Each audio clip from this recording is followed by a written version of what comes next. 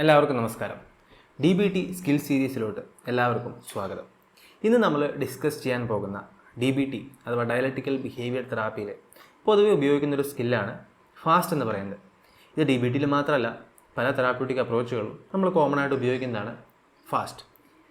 നമ്മൾ interpersonal effectiveness മറ്റുള്ള ആൾക്കാരുടെ റിക്വസ്റ്റ് നടത്തുമ്പോഴോ അല്ലെങ്കിൽ അവരുടെ അടുത്ത് നമുക്ക് എന്തെങ്കിലും അപ്രീതിയായിട്ടുള്ള അല്ലെങ്കിൽ നോ പറയേണ്ട അവസ്ഥയിലോ നമുക്ക് ഉപയോഗിക്കാൻ സാധിക്കാവുന്ന അതിന് സഹായകമാകുന്നൊരു സ്കില്ലാണ് ഫാസ്റ്റ്.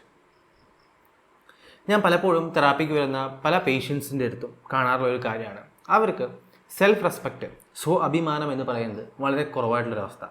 ചെറുപ്പ കാലഘട്ടത്തിൽ വളരുന്ന സമയത്ത് മറ്റുള്ളവരെ പ്രീതിപ്പെടുത്താനും അല്ലെങ്കിൽ മറ്റുള്ളവരുടെ ആശയങ്ങൾക്കും അഭിപ്രായങ്ങൾക്കും അനുസരിച്ച് ജീവിച്ച് മുന്നോട്ട് വന്നപ്പോൾ ഇതിലൊന്നും വലിയ കാര്യമില്ല എന്ന് മനസ്സിലാക്കിയിട്ടുള്ള ഒരവസ്ഥ. അത് മനസ്സിലാക്കിയെങ്കിലും ചെറുതായിട്ട് ചെറുപ്പത്തിലേ മുതൽ ശീലിച്ചു പോയിട്ടുള്ള മറ്റുള്ളവരെ സന്തോഷിപ്പിക്കാനായിട്ടുള്ളൊരു പെരുമാറ്റ രീതി, അതുകൊണ്ട് കഷ്ടപ്പെടുന്ന ആൾക്കാർ, ചെറുപ്പത്തിൽ അവർക്ക് ഒരു കാര്യം അവരുടെ കൂട്ടുകാരോ അല്ലെങ്കിൽ കുടുംബക്കാരോ ചെയ്യുന്നൊരു കാര്യം ഇഷ്ടമായിരുന്നില്ല എങ്കിലും ഇഷ്ടമല്ലാതെയും അവരുടെ കൂടെ നിൽക്കേണ്ടി വരുന്ന അവസ്ഥ, അവരുടെ കാര്യങ്ങൾ മറ്റുള്ളവരുടെ കാര്യങ്ങൾക്കനുസരിച്ച് നിൽക്കേണ്ടി വരുന്നൊരവസ്ഥ. അഭിമാനം ഇല്ലാത്ത സമയത്ത് പലപ്പോഴും നാം മറ്റുള്ളവരുടെ വഴിക്ക് പോകേണ്ട അവസ്ഥയാണ് വരിക. മറ്റുള്ളവർ പറയുന്ന കാര്യങ്ങൾ നമ്മളുടെ ആശയങ്ങളെക്കാളും വലിയ പ്രാധാന്യം നമ്മൾ കൊടുക്കാൻ തുടങ്ങും. മറ്റുള്ളവരുടേതാണ് നമുക്ക് വേദവാക്യം. കാരണം നമ്മൾ നമ്മുടെ അഭിപ്രായത്തിലോ നമ്മുടെ ചിന്താഗതിയിലോ നമ്മുടെ വിശ്വാസങ്ങളിലോ നമുക്ക് അഭിമാനം കൊള്ളാൻ സാധിക്കുന്നില്ല. നമുക്ക് തന്നെ ഒരു കോൺഫിഡൻസ് ഇല്ല. ഞാൻ ചെയ്താൽ ശരിയാകും, ഞാൻ പറഞ്ഞ അഭിപ്രായത്തിനും വിലയുണ്ട്, ഞാനും ഈ ഗ്രൂപ്പിൽ ഒരു ഇമ്പോർട്ടൻ്റ് മെമ്പറാണ്, എനിക്കും അഭിപ്രായം പറയാനുള്ള അവകാശമുണ്ട്, അത് പറയുക തന്നെ വേണം എന്നൊന്നും ഉൾക്കൊള്ളാനോ അതൊന്നും മനസ്സിലാക്കാനായിട്ടുള്ള ഒരു അവസരം അല്ലെങ്കിൽ അവസ്ഥ സ്വാഭിമാനം കുറഞ്ഞവർക്ക് ഉണ്ടാവുകയില്ല.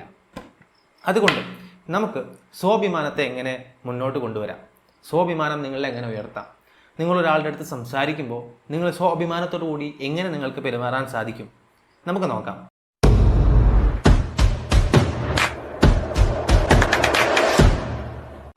ഇനി ഈ വീഡിയോ ഞാൻ പ്രിപ്പയർ ചെയ്യുന്ന സമയത്ത് സെൽഫ് റെസ്പെക്റ്റ് എന്ന് പറയാൻ കഴിഞ്ഞാൽ എൻ്റെ ഒരു ഇൻട്രസ്റ്റിംഗ് ഏരിയ ആണ്. Confidence, self respect, anxiety, depression, trauma മുതലായവയൊക്കെ, ADHD, അഡിക്ഷൻ മുതലായവയൊക്കെ എൻ്റെ വളരെ ഇൻട്രസ്റ്റിംഗ് ഏരിയാസാണ്.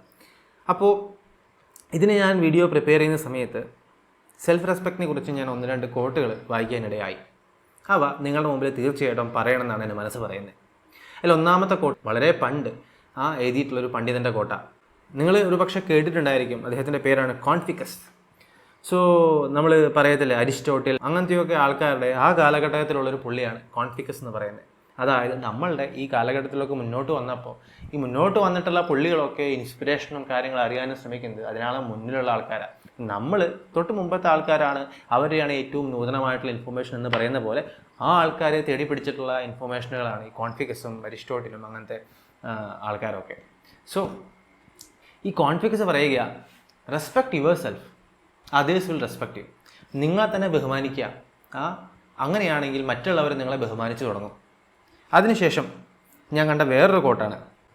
ഡൊറോത്തി പാർക്കർ പറയുക, in youth it was a way I had to do my best to please and change with every passing lad to suit his theories.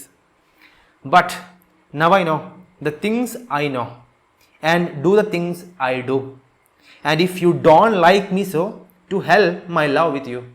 അതെ, ചെറുപ്പത്തിൽ എൻ്റെ വഴി എങ്ങനെയായിരുന്നു വെച്ച് കഴിഞ്ഞാൽ എനിക്ക് പറ്റാവുന്ന രീതിയിലൊക്കെ ഞാൻ മറ്റുള്ളവരെ സന്തോഷിപ്പിക്കാൻ ശ്രമിക്കുമായിരുന്നു. വഴിയോടെ പോകുന്ന ഏതൊരാളുടെയും വഴിക്ക് മാറിയിട്ട് എന്നെ തന്നെ മാറ്റിയിട്ട് അവരെ സന്തോഷിപ്പിക്കാനായിട്ട് അല്ലെങ്കിൽ അവരുടെ നിഗമനങ്ങൾക്കും തിയറികൾക്കും യോജിച്ച് പോകാനായിട്ട് ഞാൻ ശ്രമിക്കുമായിരുന്നു. പക്ഷേ ഇന്ന് എനിക്കറിയാവുന്ന കാര്യങ്ങൾ എനിക്കറിയാം, ചെയ്യുന്ന കാര്യങ്ങൾ ഞാൻ ചെയ്യും. ഇനി നിങ്ങൾക്ക് എന്നെ ഇഷ്ടമല്ലാന്ന് ചെയ്ത് കഴിഞ്ഞാൽ നരകമേ, എൻ്റെ സ്നേഹം നിങ്ങളോടൊപ്പം. മറ്റൊരാളൊരു ഇടപെടലിന് ശേഷം, ഒരാളായിട്ടുള്ള സംസാരത്തിന് ശേഷം നിങ്ങൾക്ക് നിങ്ങളെ സംബന്ധിച്ചിട്ട് എന്താണ് തോന്നുന്നത്, അത് സെൽഫ് റെസ്പെക്റ്റായിട്ട് വളരെ ബന്ധപ്പെട്ട് കിടക്കുന്നൊരു കാര്യമാണ്. നിങ്ങൾ മറ്റൊരാളുടെ അടുത്ത് ഒരു റിക്വസ്റ്റ് നടത്തുമ്പോഴോ അല്ലെങ്കിൽ അവർ പറയുന്ന ഒരു റിക്വസ്റ്റിന് നോ പറയാനായിട്ടുള്ള സാഹചര്യത്തിലോ നിങ്ങൾക്ക് ഈ ഫാസ്റ്റ് എന്ന് പറയുന്ന ടെക്നിക്ക് ഉപയോഗിച്ചിട്ട് അതിനെ അമിക്കവളി മാനേജ് ചെയ്യാൻ സാധിക്കും. ഫാസ്റ്റ് എന്ന് പറയുന്നത് എന്താണ്? ഫാസ്റ്റ് എന്ന് പറയുന്നത് 4 ടെക്നിക്കൽ എലമെൻറ്റ്സ് അടങ്ങിയിട്ടുള്ള ഒരു അക്രോണിമാണ്, അതായത് ഒരു ഷോർട്ട് വേർഡാണ്. അതിൽ ഫാസ്റ്റിലെ ആദ്യത്തേതാണ് ബി ഫെയർ എന്ന് പറയുന്നത്, രണ്ടാമത്തേതാണ് നോ അപ്പോളജീസ്. മൂന്നാമത്തേതാണ് stick to values. And lastly T എന്ന് പറയുന്നതാണ് ബി ട്രൂത്ത്ഫുൾ. നമുക്ക് നോക്കാം ഓരോന്നും എന്താണെന്ന്. ഒന്നാമത്തേത് ബി ഫെയർ. അതെ, നിങ്ങൾ നിങ്ങളുടെ അടുത്തും മറ്റൊരാളുടെ അടുത്തും മാന്യമായിട്ടുള്ള രീതിയിൽ, നീതിപൂർവമായിട്ടുള്ള രീതിയിൽ പെരുമാറാൻ ശ്രമിക്കുക. നിങ്ങളുടെ തന്നെ ഫീലിങ്സിനെ, ആഗ്രഹങ്ങളെ നിങ്ങൾ വിലമതിക്കാൻ, അതിനെ റെസ്പെക്റ്റ് ചെയ്യാനായിട്ട് ശ്രമിക്കുക. അതേപോലെ തന്നെ മറ്റൊരാളുടെയും ഫീലിങ്സിനെയും അവരുടെ ആഗ്രഹങ്ങളെയും നിങ്ങൾ റെസ്പെക്റ്റ് ചെയ്യണം. നിങ്ങൾക്കൊരു സാഹചര്യത്തെ സംബന്ധിച്ചുണ്ടാകുന്ന ചിന്തകളും അല്ലെങ്കിൽ നിങ്ങളുടെ ആശയങ്ങളും എന്ന് പറയുന്നത് ആ സിറ്റുവേഷനെ കുറിച്ചിട്ടുള്ള നിങ്ങളുടെ മനസ്സിലാക്കലുകളും നിങ്ങളുടെ അപഗ്രഥനത്തെയും കുറിച്ചിട്ടുള്ളതാണ്. അത് തീർച്ചയായിട്ടും നിങ്ങളെ സംബന്ധിച്ച് വാല്യുബിൾ ആയിട്ടുള്ളതാണ്. അതിനെ നിങ്ങൾ റെസ്പെക്റ്റ് ചെയ്യുക. അത് ആവശ്യമായിട്ടുള്ള പോഡിയങ്ങളിൽ അവതരിപ്പിക്കാനും നിങ്ങൾ ധൈര്യം കാണിക്കാം. ഇനി ചില ആൾക്കാരെ നിങ്ങൾക്ക് കാണാനായിട്ട് സാധിക്കും, അവരുടെ കാര്യം ചെയ്യാനായിട്ട് അവർ വളരെ സെൽഫിഷായിട്ട് അവരുടെ മാത്രം ഇൻട്രസ്റ്റ് മുന്നോട്ട് വെച്ച് കാര്യങ്ങൾ അവതരിപ്പിക്കുകയും നേടിയെടുക്കാൻ ചെയ്യുകയും ചെയ്യും. അതേപോലെ തന്നെ ചില ആൾക്കാരെ നിങ്ങൾക്ക് കാണാൻ സാധിക്കും, സ്വന്തം കാര്യം തീർത്തും നോക്കാതെ മറ്റുള്ളവർക്ക് വേണ്ടി മാത്രം നിലകൊള്ളുന്ന, മറ്റുള്ളവരെ മാത്രം പ്രീതിപ്പെടുത്താനും അവരെ സഹായിക്കാനും വേണ്ടി മാത്രം നിലകൊണ്ട് സ്വന്തം കാര്യം പറയാനോ അവതരിപ്പിക്കാനോ സ്വയം സഹായിക്കാനോ തയ്യാറാകാത്ത ആൾക്കാർ. നിങ്ങൾ ഈ രണ്ട് രീതിയിലുമുള്ള ആളാവരുത്. നിങ്ങൾ ഇതിനിടയിലുള്ളൊരു ബാലൻസ് കണ്ടുപിടിക്കാനായിട്ട് തയ്യാറാകണം. അതായത് നിങ്ങൾക്ക് വേണ്ടിയും നിലകൊള്ളണം, മറ്റുള്ളവർക്ക് ആവശ്യമായിട്ട് വരുന്ന സമയത്ത് അതിനുവേണ്ടിയും നിലകൊള്ളുന്ന ഒരു ബാലൻസ്ഡ് ആയിട്ടുള്ള അപ്രോച്ചാണ് ബി ഫെയർ എന്നതുകൊണ്ട് നമ്മൾ ഉദ്ദേശിക്കുന്നത്. ഇനി ഫാസ്റ്റിലെ രണ്ടാമത്തേതാണ് നോ അപ്പോളജീസ്. അതെ, ആവശ്യമില്ലാത്ത സമയങ്ങളിൽ നിങ്ങൾ മാപ്പ് പറയുന്നത് ഒഴിവാക്കുക. പലർക്കും പണ്ടിട്ടുള്ളൊരു രീതിയാണ് വളരെ അങ്ങ് ഓവറായിട്ട് അപ്പോളജൈസ് ചെയ്യുക. എല്ലാത്തിനും ഐ എം സോറി, അയ്യോ നിനക്കത് പ്രശ്നമാവും, ഐ എം റിയലി സോറി, ഞാൻ ഇത് നീ എനിക്ക് ചെയ്തു തരുമോ, I am really sorry four asking this. So ഇത്തരത്തിലുള്ള ഓവർ അപ്പോളജൈസിങ് നിങ്ങൾ തീർത്തും ഒഴിവാക്കേണ്ടതാണ്. ഇതൊരു പക്ഷേ നിങ്ങളുടെ അടുത്തൊരാളെ റിക്വസ്റ്റ് ചോദിച്ചതിന് നിങ്ങൾ നോ പറയുന്നിടത്തായിരിക്കാം. മറ്റൊരാൾ ഒരു ലക്കും ലഗാനില്ലാതെ ഒരു റെസ്പെക്റ്റ് ഇല്ലാതെ നിങ്ങളുടെ ചോദ്യം ചോദിച്ചു അല്ലെങ്കിൽ റിക്വസ്റ്റ് ചോദിച്ചു, അതിന് നിങ്ങൾ നോ പറയുന്നതിന് നിങ്ങൾ വളരെയധികം ഓവർ അപ്പോളജൈസ് ചെയ്യുന്ന, സോറി പറയുന്ന രീതി അത് ഒഴിവാക്കാൻ ശ്രമിക്കുക. നിങ്ങൾക്ക് പലപ്പോഴും പല കാര്യങ്ങളെയും കുറിച്ചിട്ട് ഒപ്പീനിയൻ ഉണ്ടായിരിക്കും, അത് അങ്ങനെയാണ് ഇങ്ങനെയാണ്. ശരി, ഇറ്റ്സ് ഓക്കെ, അത് നിങ്ങളുടെ ഒപ്പീനിയനാണ്. അതിന് നിങ്ങൾ ഒരിക്കലും മാപ്പ് അപേക്ഷിക്കേണ്ട ഒരു ആവശ്യകതയില്ല. നിങ്ങൾ മാപ്പ് അപേക്ഷിക്കുക, എപ്പോഴും സോറി, അപ്പോളജി എന്നൊക്കെ പറയുന്ന കാര്യമെന്ന് പറയുന്നത് നിങ്ങൾ പലപ്പോഴും തെറ്റാണ് എന്നുള്ളൊരു പ്രതീതിയാണ് മറ്റുള്ളവർക്ക് നൽകുക. കാരണം നമ്മൾ തെറ്റ് ചെയ്യുമ്പോഴാണല്ലോ ഒരു സോറി അല്ലെങ്കിൽ അപ്പോളജി പറയുക. നിങ്ങൾ അമിത വിനയത്തിനായിട്ട് അതുകൊണ്ട് ഇത്തരത്തിലുള്ള അപ്പോളജി പറയുന്ന രീതി ഉണ്ടെങ്കിൽ അത് ഒഴിവാക്കാൻ ശ്രമിക്കുക. അതേസമയത്ത് തെറ്റുകൾ എന്തെങ്കിലും ചെയ്തിട്ടുണ്ടെങ്കിൽ ശരിയാണ്, നിങ്ങൾ തീർച്ചയായിട്ടും അപ്പോളജി പറയാം, സോറി പറയാം, അത് ആവശ്യം തന്നെയാണ്. അത് അല്ലാതെ എന്തെങ്കിലും ഒരു റിക്വസ്റ്റ് നിങ്ങൾ ഒരാളുടെ മുന്നിൽ വെക്കുക, എന്തെങ്കിലും ഒരു കാര്യം നിങ്ങൾക്ക് ചെയ്ത് കിട്ടണം, അതിനു മുമ്പ് I am really sorry, I beg you, അല്ലെങ്കിൽ അപ്പോളജി ഫോർ ആസ്കിങ് എന്നൊക്കെ വെക്കുന്ന പറയാൻ വെച്ച് കഴിഞ്ഞാൽ നിങ്ങൾ ലെറ്റർ അല്ലെങ്കിൽ ആ റിക്വസ്റ്റ് കൊടുക്കുന്ന ആൾക്ക് തോന്നിപ്പിക്കുന്നത് നിങ്ങൾ ഈ റിക്വസ്റ്റ് ചെയ്യുന്ന കാര്യം തന്നെ തെറ്റാണ്, അല്ലെങ്കിൽ ഇത് നിങ്ങൾക്ക് അർഹതയില്ലാത്തതാണ്. കാരണം നിങ്ങളവിടെ മാപ്പ് ചോദിച്ചിട്ടാണ് തുടങ്ങുന്നത്, അപ്പോൾ നിങ്ങൾക്ക് അർഹതയില്ല അല്ലെങ്കിൽ നിങ്ങൾ തെറ്റായിട്ട് ആണ് ചോദിക്കുന്നുള്ളൊരു പ്രതീതിയാണ് മറ്റൊരാൾക്ക് കിട്ടുക. ഇത് പറഞ്ഞപ്പോഴാണ് എൻ്റെ ഒരു ഫ്രണ്ടിൻ്റെ ഒരു എക്സ്പീരിയൻസ്, ഫ്രണ്ടിൻ്റെ ഒരു ബിഹേവിയർ എനിക്ക് ഓർമ്മയിൽ വന്നത്. അതായത് ഈ ഫ്രണ്ട് ഞങ്ങളുടെ പഠിക്കുന്ന ഇൻസ്റ്റിറ്റ്യൂഷനിൽ ഹെഡ് ഓഫ് ദി ഡിപ്പാർട്ട്മെൻറ്റ് അടുത്ത് റിക്വസ്റ്റ് വയ്ക്കുക. റിക്വസ്റ്റ് ഒരു ലെറ്ററായിട്ടാണ് വയ്ക്കുന്നത്. ആ ലെറ്റർ തുടങ്ങുന്നത് എങ്ങനെയാണ്? I beg to request. അതെ, നിങ്ങളുടെ അടുത്ത് ഞാൻ റിക്വസ്റ്റ് ചെയ്യാനായിട്ട് ഞാൻ ബെഗ് ചെയ്യുന്നു. കൈൻഡ് ഓഫ് എൻ അപ്പോളജറ്റിക് ടോണാണ്. എന്തിനാണ് നമ്മൾ ഒരാളുടെ അടുത്ത് റിക്വസ്റ്റ് ചെയ്യുമ്പോൾ അപ്പോളജി വയ്ക്കേണ്ട ആവശ്യം? എന്തിനാണ് നമ്മൾ ബെഗ് ചെയ്യുന്ന അങ്ങനത്തെ ഒരു അവസ്ഥ? നമ്മൾ പിച്ചക്കാരൊന്നല്ലല്ലോ.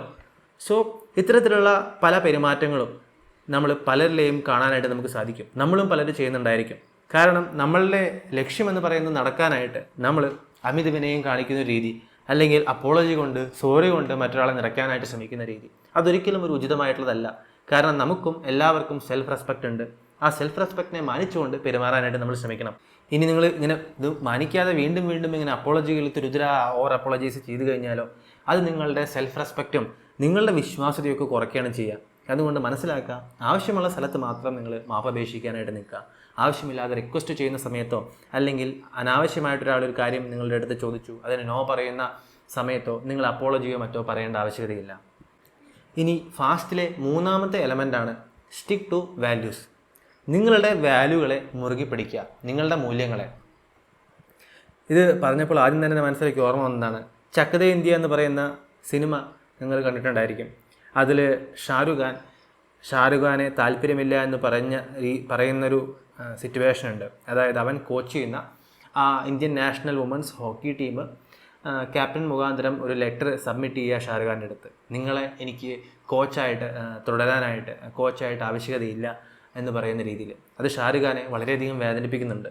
എന്നിട്ട് ഷാരൂഖ് ഖാൻ അവിടെ നമുക്ക് പറയുന്നത് കാണാൻ സാധിക്കും, ഇത്രയും നാളത്തെ എൻ്റെ ഒരു ജീവിതത്തിലൊരു എക്സ്പീരിയൻസ് കൊണ്ടത് മാറ്റാനായിട്ട് ഹോക്കിയോടുള്ള സ്നേഹം കൊണ്ടാണ് ഞാൻ അവിടെ തിരിച്ചു വന്നത്. പക്ഷേ ഞാൻ ഇന്ന് വീണ്ടും തോറ്റുപോയി. അന്ന് മുമ്പത്തെ ഒരു തോൽവിയുണ്ട്, അത് സിനിമ കാണുമ്പോൾ നിങ്ങൾക്ക് മനസ്സിലാവും. അതുപോലെ ഞാൻ ഇന്ന് വീണ്ടും തോറ്റുപോയി. പക്ഷേ ഞാൻ തോറ്റത് നിങ്ങളുടെ അടുത്തും ഇതിൻ്റെ അടുത്തൊന്നല്ല, ഞാൻ എൻ്റെ മൂല്യങ്ങളുടെ അടുത്ത് തോറ്റുപോയി. So I resign as the coach of the Indian national women's hockey team എന്ന് പറയുന്നൊരു ഡയലോഗുണ്ട്. ഹൃദയത്തിൽ തറയ്ക്കുന്ന ഒരു ഡയലോഗാണ്.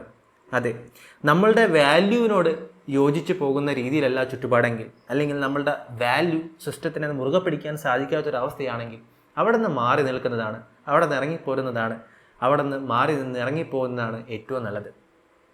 ഇവിടെയും ഷാരൂഖ് ഖാൻ ചെയ്തതാണ്. തൻ്റെ വാല്യൂ സിസ്റ്റമായിട്ട് അല്ലെങ്കിൽ തന്നെ മനസ്സിലാക്കാനായിട്ട്, തൻ്റെ ആ ലക്ഷ്യത്തിനെ, തൻ്റെ ആ ഉദ്ദേശശുദ്ധിയെ മനസ്സിലാക്കാനായിട്ട് കൂടെയുള്ളവർക്ക് സാധിക്കുന്നില്ല എന്ന് കണ്ട ഷാരൂഖ് ഖാൻ ആ സിറ്റുവേഷനിൽ നിന്നും ആ കോച്ചിങ് പൊസിഷനിൽ നിന്നും മാറിപ്പോകുന്നത്, റിസൈൻ ചെയ്യുന്നത് നമുക്ക് കാണാൻ സാധിക്കും. അതുകൊണ്ട് മറ്റുള്ളവരെ നമ്മളെ ഇഷ്ടപ്പെടാനോ അവരെ ഹാപ്പി ആക്കാനോ വേണ്ടിയിട്ട് നിങ്ങളുടെ മൂല്യങ്ങളെ അവഗണിക്കുകയോ അല്ലെങ്കിൽ അതിനെ വിറ്റുകളയുന്ന രീതി തീർത്തും ഒഴിവാക്കാനായിട്ട് ശ്രമിക്കുക. അതിനായിട്ട് നിങ്ങൾ എന്താ ചെയ്യേണ്ടത്? ആദ്യം തന്നെ നിങ്ങളുടെ വാല്യൂസ് എന്താണ്, അതിനെക്കുറിച്ചിട്ടുള്ള ഒരു ക്ലിയർ ഐഡിയ നിങ്ങൾക്ക് ഉണ്ടായിരിക്കണം. അത് മനസ്സിലാക്കിയതിന് ശേഷം ആ വാല്യൂവും ആ പൊസിഷനും നിങ്ങൾ സ്റ്റിക്ക് ഓൺ ചെയ്യാനായിട്ട് ശ്രമിക്കുക. നിങ്ങൾ പലപ്പോഴും കണ്ടിട്ടുണ്ടായിരിക്കും, ചിലർ മറ്റുള്ളവരുടെ അടുത്ത് പ്രീതി കിട്ടാനും മറ്റുള്ളവരുടെ ഒപ്പം മുന്നോട്ട് പോകാനും വേണ്ടിയിട്ട് അവരെ തന്നെ മറന്നുകൊണ്ട്, അവരുടെ മൂല്യങ്ങളെ മറന്നുകൊണ്ട് മറ്റുള്ളവരെ പ്രീതിപ്പെടുത്തി മുന്നോട്ട് പോകുന്നുണ്ടായിരിക്കും. അതേസമയം ആ ആൾക്കാർ ചിലപ്പോൾ ഒരു കാര്യത്തിനും കോംപ്രമൈസ് ചെയ്യാതെ അവർ പിടിച്ച പുലിക്ക് അല്ലെങ്കിൽ അവരുടെ കാര്യങ്ങളാണ് മുഖ്യം എന്നുള്ള രീതിയിൽ കോംപ്രമൈസ് ഒന്നും ചെയ്യാതെ മുന്നോട്ട് പോകുന്നുണ്ടായിരിക്കും. അതുകൊണ്ട് നിങ്ങളുടെ ഒരു കാര്യം മനസ്സിലാക്കുക, നിങ്ങളുടെ വാല്യൂവിനെ മുറുകെ പിടിക്കുന്നത് തീർച്ചയായിട്ടും നിങ്ങളുടെ സ്വാഭിമാനത്തെ മുന്നോട്ട് കൊണ്ടുവരുവാനും സ്വാഭിമാനം കൊണ്ട് നിങ്ങൾ ഇരിക്കുന്നത് കൊണ്ട് മറ്റുള്ളവരെ നിങ്ങൾ റെസ്പെക്റ്റ് ചെയ്ത് തുടങ്ങും. ഇതിന് ഞാനൊരു ഉദാഹരണം പറയാം. നിങ്ങളുടെ ഒരു വാല്യൂ ആണ് നിങ്ങൾ ദയോടുകൂടി ബി കൈൻഡ് എന്ന് പറയുന്നത്. അത്തരത്തിലുള്ള അവസ്ഥയിൽ നിങ്ങൾ ആയിരിക്കുന്ന സന്ദർഭം, നിങ്ങളായിരിക്കുന്ന കൂട്ടുകെട്ടെന്ന് പറയുന്നത് ഒരു പക്ഷേ മറ്റുള്ളവരെ വളരെ വൃത്തികെട്ട രീതിയിൽ കുറ്റം പറയുകയും അല്ലെങ്കിൽ അവരെ കളിയാക്കുകയും ചെയ്യുന്നൊരു ഗ്രൂപ്പായിരിക്കാം. ഇവിടെ നിങ്ങളുടെ വാല്യൂ അല്ലെങ്കിൽ നിങ്ങളുടെ മൂല്യത്തിനെ മുറുകെ പിടിക്കുക എന്ന് പറയുന്നത് കൊണ്ട് അർത്ഥമാക്കുന്നത് എന്താണെന്ന് വെച്ച് കഴിഞ്ഞ് കഴിഞ്ഞാൽ, അത്തരത്തിൽ മറ്റുള്ളവരെ കുറ്റം പറയുന്ന, ഒരു കരുണയില്ലാതെ കുറ്റം പറയുന്ന സിറ്റുവേഷനിൽ നിന്നും ജെന്റിലി മാറിപ്പോകുക. അല്ലെങ്കിൽ നിങ്ങൾക്ക് നിങ്ങളുടെ കൂട്ടുകാരുടെ അടുത്ത് ഇത്രത്തോളം വളരെ മോശമായിട്ടുള്ള രീതിയിൽ മറ്റുള്ളവർ കുറ്റം പറയുന്ന കൂട്ടുകാരുടെ അടുത്ത് അത് നിർത്താൻ പറയാവുന്നതാണ്. ഇനി ഫാസ്റ്റിലെ 4-മത്തെയാണ് ബി ട്രൂത്ത്ഫുൾ. അതെ, കള്ളം പറയാതിരിക്കുക, സത്യം പറയുക. ഇനി നിങ്ങൾക്ക് ഏതെങ്കിലും കാരണം കൊണ്ട് കള്ളം പറയേണ്ട ആവശ്യകതയുണ്ടെങ്കിൽ അത് ഒരു കെയർലെസ്സോ അല്ലാന്ന് വെച്ച് കഴിഞ്ഞാൽ ശ്രദ്ധയില്ലാത്ത രീതിയിൽ പറയാതെ ഇൻറ്റൻഷണലിയും മൈൻഡ്ഫുള്ളി ആയിട്ടും ആ കള്ളം പറയാനായിട്ട് ശ്രമിക്കുക. ഇത് സർപ്രൈസിങ് ആയിരിക്കും, എന്താണ് ഇൻറ്റൻഷണലി മൈൻഡ്ഫുള്ളി കള്ളം പറയാനായിട്ട് പറയുന്നത്. കള്ളം പറയേണ്ട ചില സാഹചര്യങ്ങൾ ഉണ്ടായിരിക്കാം, ജീവിതത്തിൽ നിങ്ങൾ മനസ്സിലാക്കിയിട്ടുണ്ടായിരിക്കാം. ചില അനാവശ്യമായിട്ടുള്ള ചോദ്യങ്ങൾ അല്ലെങ്കിൽ അനാവശ്യമായിട്ടുള്ള ടീസുകൾ മറ്റും ഉണ്ടാകുമ്പോൾ അതിനെ നിലയ്ക്ക് നിർത്താൻ വേണ്ടിയിട്ട് കള്ളം പറയേണ്ട സമയത്ത് അത് നിങ്ങൾ പൂർണ്ണമായിട്ട് മനസ്സിരുത്തി ആ ഉദ്ദേശശുദ്ധിയോട് കൂടിയിട്ട് കള്ളം പറയാനായിട്ട് ശ്രമിക്കുക എന്നതാണ് ഇവിടെ അർത്ഥമാക്കുന്നത്. സോ മറ്റുള്ളവരുടെ അടുത്ത് ഇൻ്റർപേഴ്സണൽ റിലേഷൻഷിപ്പിൽ, മറ്റുള്ളവരുടെ അടുത്തുള്ള ഇടപഴകലിൽ എങ്ങനെ എഫക്റ്റീവ് ആകാം എന്നുള്ളതിന് സഹായമാകുന്ന സ്കിൽ സെറ്റായിരുന്നു നമ്മളിപ്പോൾ മനസ്സിലാക്കിയത്. സോ നമ്മൾ ഫാസ്റ്റിൽ പറഞ്ഞിട്ടുള്ള 4 എലമെൻറ്റ്സ് ആയിരുന്നു: be fair, no apologies, stick to values and be truthful. എല്ലാവർക്കും ആത്മാഭിമാനത്തോടെയും ആത്മവിശ്വാസത്തോടെയും ഇടപെടാൻ സാധിക്കട്ടെ. All the best. കേട്ടതിന് എല്ലാവർക്കും നന്ദി. നമസ്കാരം.